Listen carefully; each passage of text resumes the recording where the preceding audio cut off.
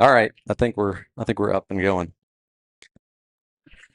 All right, guys, this is official now. We're on the stage at Morty's. This is different than what we've done in the past, where we've been outside. It's nice and cool inside, isn't it? It's legit. All right, yeah, exactly. And you can hear us. So if people want to come join us, you can obviously hear us over the loudspeakers now at Dunwoody. I mean at Morty's. So welcome to the 2026 season. This is first coaches team inside the game with Coach Schmitz. We got a couple of players here. Looking forward to getting the season kicked off. I feel like every time the football season starts, it's like it happens so fast. Like the summer is slow, and then all of a sudden we get into kind of mid-August, and all of a sudden we get that scrimmage, and all of a sudden now games are just happening. So ready to get this thing kicked off. How was your summer? It was good. I Yeah. mean, it was good. Like I've said, our numbers are higher than they ever have been. Our participation was great in the summer as well. So, I mean, we did the things this summer, I believe, to set us up for Thursday. But you also moved to Dunwoody, right? I did. You're now a I did. Dunwoody resident, so I did. welcome to Dunwoody. Don't worry. All in. Right? All in, there you All in. go. That's That's all in. Right. that is it. So Right. yeah, all in. So welcome to Dunwoody officially, and you got your family all moved in. Was that it? We talked about it a little bit. Was that a team event to get them to get? Did you have the team help you It move? was supposed to be, but it got pushed to midweek, so I didn't know, if bringing the kids out of school to help me move for a day was the right move. But if it was going to be on a Saturday or Sunday, that would have definitely been All a team right, bonding event. all right. Well, good stuff. Well, all right. Well, welcome to Inside the Game with Coach Schmitz. This is again week number one, and trying to get things kicked off. We did have a scrimmage earlier last week, and then we got the Corky Kell Classic coming up. Third year now that Dunwoody has been in the Corky Kell, and just a huge honor, something that really a legacy that's left over from Coach Nash, getting us into that. And played in the Dome last year, not playing in the Dome this year necessarily, but still an exciting game that's coming up. We'll have got two players that we're going to talk to in just a second. We also have Coach Wilkins that is, I see him walking up right now, so he'll be joining us in just a minute. The first thing I want to talk about, I guess, is looking back at 2025. This is week one. You had, man, every time the new season rolls around, I think about the number of kids that we lost. You look at the seniors that have left, and you think, man, how are we ever going to replace them? And looking down the list, I think our top six tacklers left last year's team. The receiver room was somewhat decimated. The top running back has left, but we got our quarterback back, right? And we have a lot of our offensive linemen back. Correct. Talk about that transition and how difficult that is as a coach to transition from year to year, knowing you're going to have that many kids leave the program and have to rebuild every single year. Well, I think it's something we always keep in the back of our minds, like how we prepare our JV team, how much time we give kids on our JV time, because we're always, of course, we're focused on the season at hand, but you have an eye to the future, especially what we're trying to do in the long term with this program. Um, but yeah, I mean, it's tough. We got 8 new starters on defense. And only 2 of them are seniors that are going, projected starters right now. So we are a young team, but I mean, the defensive side of the ball, I just love how we're flying around and hitting people right now. And like you said, we lost some good guys on offense, mostly skill guys. But if you give me 4 senior offensive linemen or, returning skill guys, I'd pick 4 senior offensive Yeah. linemen every time. Oh So, yeah, absolutely. Yeah, having the offensive linemen come back is huge, and consistency. They've been playing together for a long time, and I've got a picture here I'll show in just a minute, and the number of guys that came up through the junior Wildcats and how important that has been. This team, this senior class, was the 2020 state championship team for the junior Wildcats, and these guys were both on it. oh, I've And heard a lot about it. you've heard a lot about that, and Right. I don't. Do you remember who do we play in that championship game? I believe it Cedartown? was Cedartown. It Yeah. was Cedartown It was that a we. rematch too, yeah. Yeah, that was a lot of fun to win that championship. So quick recap. We won't touch on this a huge amount. It was just a scrimmage, but we did play Wesleyan in a scrimmage last week. Wesleyan, although private school, they have consistently put out good teams and made a run in the playoffs last year. Had a lot of returning guys, and we came out and shut them down 17-0 to Right. start the season. Just a really impressive defensive, like you're touching on so many of those defensive guys that left last year. I mean, all of those linebackers, Romagalo and all, they're all left. And you just go, man, how are we going to replace them? And pitch a shutout in the starting game. What was your impressions off of Well, that scrimmage? I mean, just starting with the defense, it wasn't just a shutout, you know what I mean? It was when they did get a big play, boom, we responded with a big play, you know, and it wasn't, it was just the whole, I just think the communication on the sidelines. I think we substituted a lot of kids. Um, we played base pretty much the entire game, which I think that gives us our kids confidence that we don't have to do anything fancy to play with good teams, you know? And I mean, we moved the ball consistently on offense as well. You know, we just, had some turnovers, stopped drives, but we didn't punt, Yep. once, until the end of the third when we had our JV in. I mean, so it was all when we moved the heck out of the ball, but red zone issues sometimes pop up with us, which is something we need to fix. Yeah, absolutely. So, ton of players. I think you pretty much used everyone on your roster. 7 receivers caught passes. 7 players contributed in the rush game. 307 yards of total offense. Heavy rushing attempt. 2 to 1 in terms of rushing to passing. Is that going to be Dunwoody's offense this year? More I don't rush. know. I mean, kind of like us, we don't let the dictate do what we do, but at the same time, I mean, it evolves what we're going to do week to week, Yeah. right? I mean, whether it's, we might have a lot of those runs were RPOs, and what that Wesleyan was doing, it was just giving us a handoff read. And so, and then plus we were running the heck out of the ball the first quarter, you know what I mean? So Right. you give the ball to the hot hand, you don't want to stop the run for them, Yeah. right? I mean, Yeah. if you're running the ball, you don't want to make it easy on the defense and stop the run for them. So, I mean, it's week by week. What we do, and sometimes it's quarter by quarter, drive by drive. But I think that's what we do pretty well on defense. I mean, on offense is where we can be pretty multiple with, I think, being simple for our guys. So, one of the big differentiators for us last year was special teams. Obviously, you had Torjak, you had Christian Lee. You're replacing both of those guys now. Talk a little bit about special teams this year versus last year. What are you expecting from those guys? We need guys to step up. I mean, right now, I mean, they got the talent to do it, but like you said, they're not just talented kids they're replacing, but kids that played a lot of football for us and were successful for years in those roles. So, it's next man up. I mean, kind of like it's the injury, and I think our punting game is strong. Mason Moore is kind of taking over that role, and the kid has a strong leg, and as he gets more consistent, he's going to be very valuable for us. And we got a kicking kind of battle rotation right now. We think they've settled into like our place kicker and a kickoff guy. But that's a battle in itself. Who can do us? We got capable guys, but they haven't been under the lights yet on a Friday night. So we Yeah, got to see how they do. we got so used to Christian Lee kicking it in the end zone almost every single kickoff, and that Right. just takes a lot of Oh, pressure off the special teams correct. to know you're Correct. not having to get that. I went actually to a couple of JV games, and I'm like, wow, this JV kicker is pretty good out here too. So yeah, there's some guys that can kick. So hopefully we see that coming out. All right, so turn our attention to a couple of players here. So we've got center Samuel Madison and quarterback Jack Corderero. First off, Samuel, is it Sam or Samuel? It's either or. Either or. Yes, sir. Because okay, your parents call you Samuel. Mm-hmm. When you're in trouble, you get Samuel, or you get Sam. Yeah, I get Sam and Lincoln both. Okay. Both of them when I get in trouble. Okay. Yeah. Yeah. All right. So you guys have been playing together for a long time, right? Yes, So we talked about the 2020 state championship game. I think I have. Let's see if I have the picture. Oh, wow. You guys remember that picture? So that course. picture, you guys can't see it up there, but that picture is from 2020. That was after the championship game. So many players that are on this team are now contributing on Dunwoody's team. They're all seniors, so pretty exciting to see a lot of those guys back. So looking at you guys have played together. You've been the center for Jack for 6 years. Is that right? I think 7. 7 years. Joined about. Yeah, sir. You guys 6, 7. Yeah. Oh, I thought we put that to bed. I thought we were no longer doing that, but it's back. Okay. Yeah. Yeah, it's back. All right.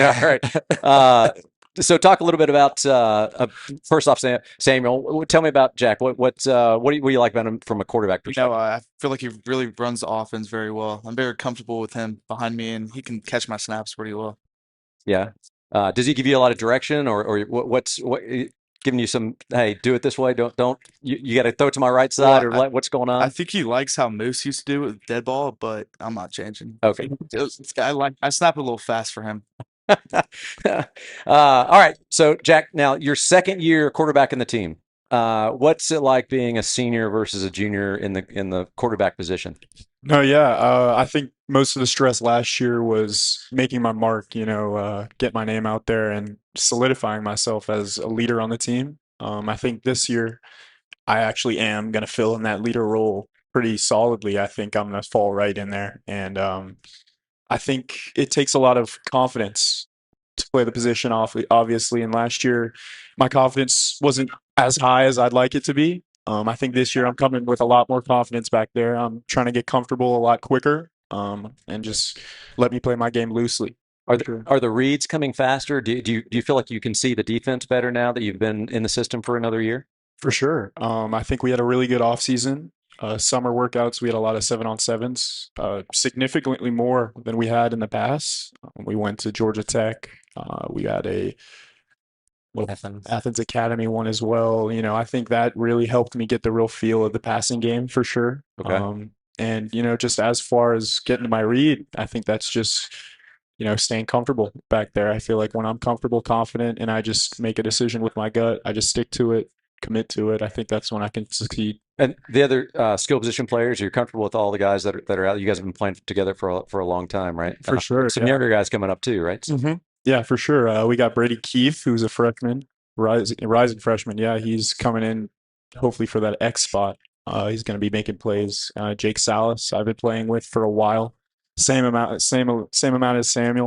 Been throwing the ball to him for a minute now. Yeah. Bradley. Yeah. For sure. Obviously, want to get him the ball. Little Jaden Smith. Yeah. He's a pretty twitchy guy, small but twitchy. He's going to get the ball out in space. He'll be good. And then Charlie Cervelis, big body. I think I really want to use him, for a big body. Yeah, just put the ball up, get him the ball. Yeah, Luke Haynes obviously is in a mix. Duke White, Haynes, you got a lot of guys, a lot of skill positions. Again, every year as we're talking about the changeover, you go, how we're gonna replace them, and this is like next guy up, like you were saying, and they just contribute every single. All right, so Samuel, anchoring the center at the line, you've got a bunch of senior guys around you. You're calling out packages. You're kind of reading the defense. Tell me a little bit about your role as a center. Like during our passes, I just call out like east or west, which is our pass protection to the right or left, and then some of our play action passes, I'm calling up protections. Do you feel like you have more confidence now as a senior in that spot? 100%. And Coach Smith has just got us prepared for everything. Yeah. Yes, sir. Yeah, Coach Smith has made a huge difference in the offensive line, and consistently. So I think we saw a lot of it last year in the way the offensive line, even through injuries last year, they just did so much better. So really exciting. I mean, it's hard to get 4 seniors on the offensive line and have that. So you look at those guys up front. You got Grant Pierce, Joshua Gentile, Garner. How would you describe maybe the identity of the offensive line? Do you guys want to go and dominate? What's kind of the identity of the offensive line? We're going to make every single defensive line and linebackers just hate playing football, running down their throats every play. Awesome. All right. So a couple fan questions for you guys, if that's all right. So Jack, you have a twin sister, is that correct? Yes, sir. Yeah. Are you guys, number one, competitive with each other in any way? Honestly, not really. As opposed to Charlie and Bradley, yeah, sure, definitely not. But me and Ava kind of tend to stay in our own lane. Okay. Being opposite genders, it obviously makes some differences. So yeah, I try not to get in her way. Yeah, and most times I don't either. Yeah, exactly. Yeah, definitely. All right, Samuel. Word on the street is that you're a drama kid at heart.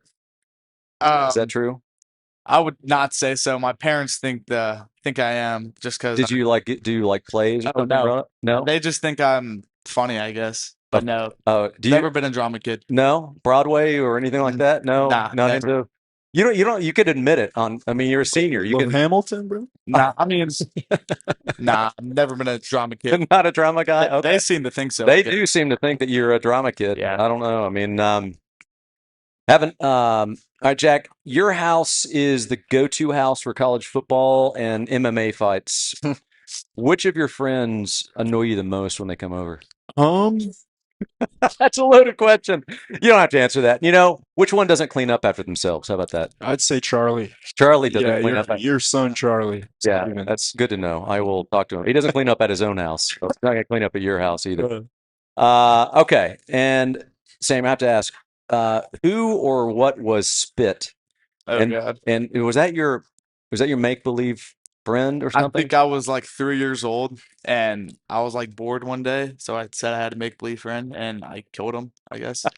I think I was like 3 years old. But his Yeah. name was Spit.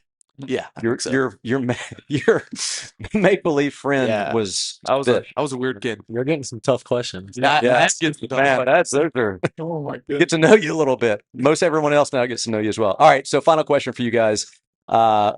Jake, we'll start with you. What are your plans for next year, and what are you looking to do after high school? Well, I'm for sure giving football a shot. I think that's definitely something has been a dream of mine for sure. But other than that, I'd probably tend to go somewhere in the South. Um, Probably not in state.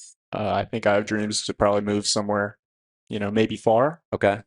I think just create better opportunities for myself, maybe some design. I got a little bit of artistic skills to me, so I think I might just put that to use. Maybe you're the drama kid.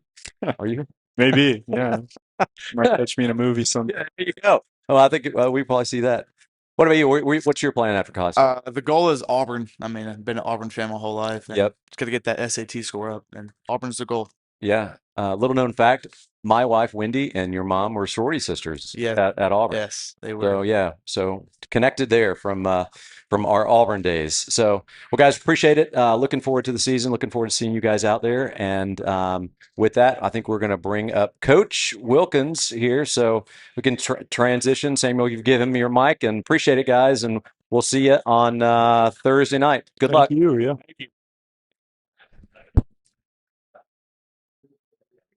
See, normally I'm just sitting here. Right. You guys walk away, Right. and then I don't know what to do. I'm just staring off in So space. now I'm just sitting here. And well, we can just talk. We can look. We can watch Right, TV watch behind us TV. if you want to do that. All right, Coach. There we go. All right, we got Coach Dion Wilkins. First off, congratulations, new co-defensive coordinator for the Wildcats. So welcome and congratulations. But you've been at Dunwoody now for a couple of years, right? Yes, sir. So tell your coaching story, if you will. So I started at Dunwoody in 2023, like last 2 years of Nash. And before that, I had an 8U team and a 10U team in Atlanta youth sports.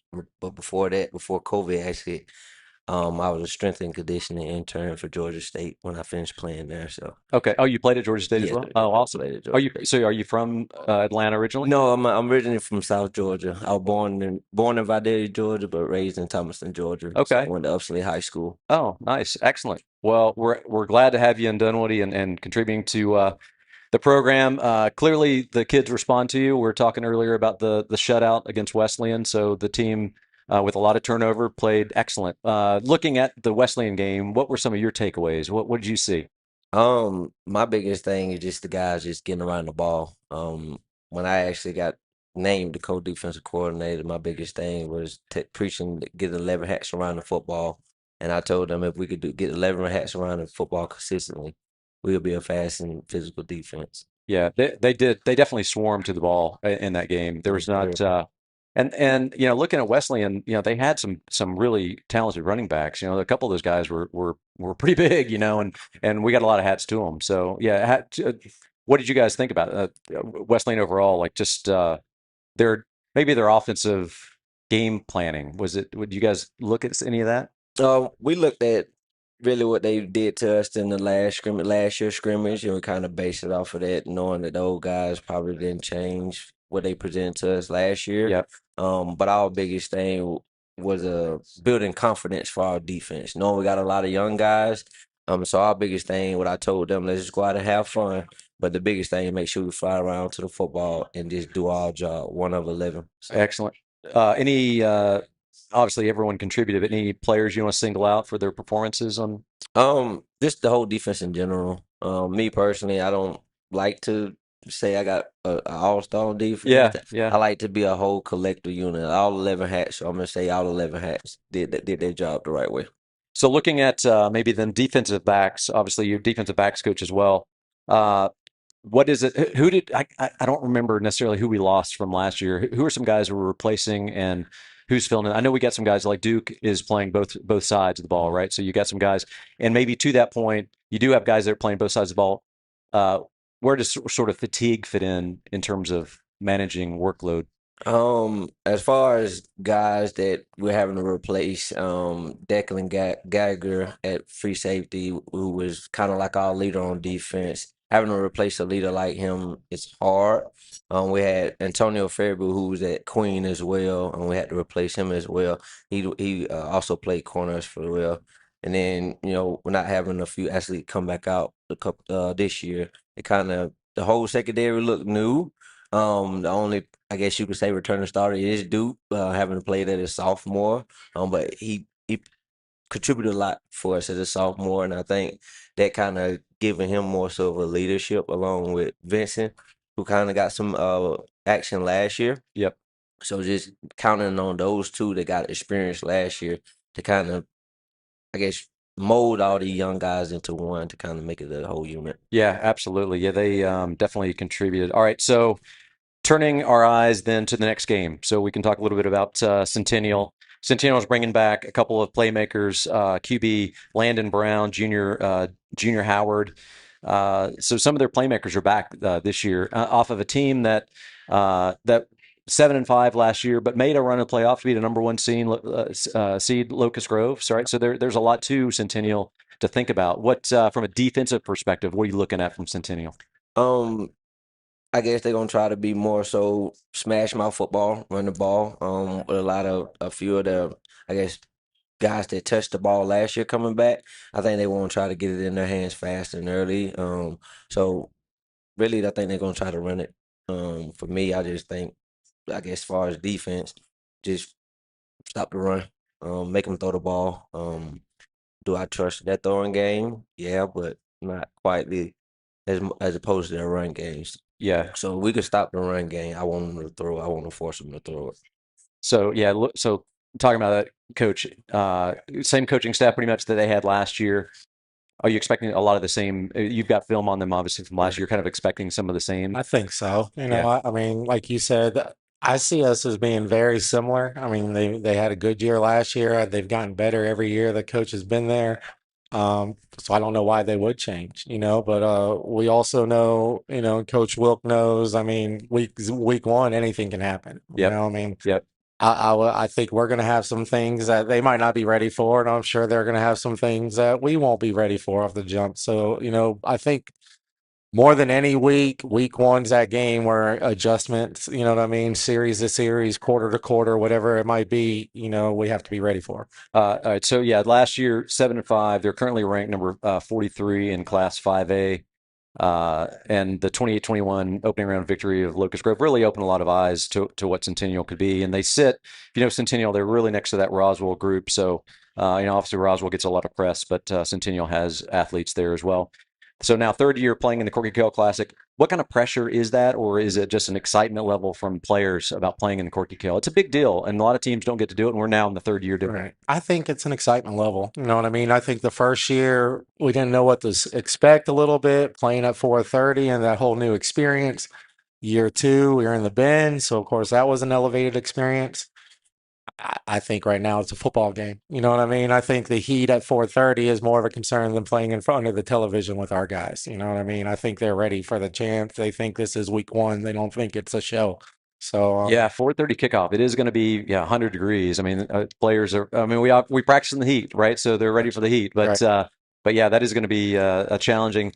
You're going to get fluids in the guys, or what's the plan to keep them hydrated? We've been doing it all week, and we pump them with the beauty of, we have first period weight training now where we got all our guys in there. So, I mean, just starting at the day, we're giving them protein shakes, Gator Lights, and we've been doing it all week. And I mean, we're going to have a bus full of, those things. We'll probably have to take an extra bus because we're going to have so many coolers with us out there. So. Yeah.